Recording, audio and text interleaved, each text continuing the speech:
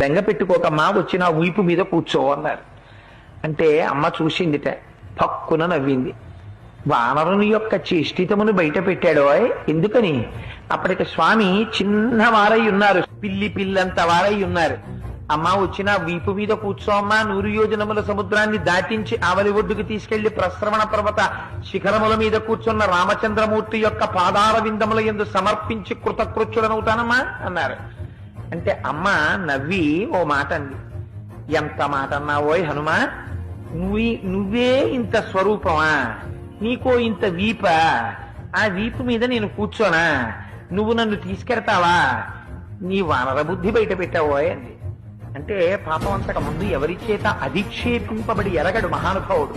అంత మాట నేసింది అమ్మ నన్ను, ఇదే నా స్వరూపం అనుకుంటోంది, నా స్వరూపం ఏమిటో అమ్మకి చూపించాలనుకున్నాడు.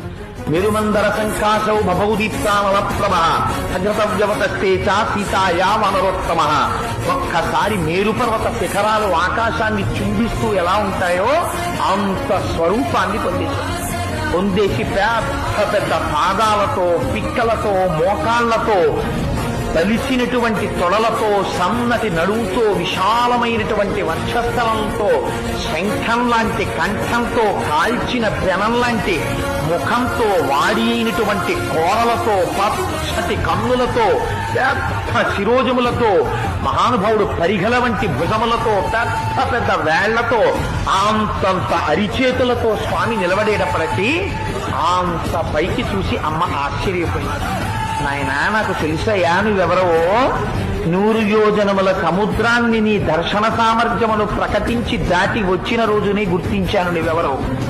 ఇలా రాగలిగినటువంటి శక్తి ఒక్క గరుత్మంతుడికుంది, నీ తండ్రి వాయుదేవుడికుంది.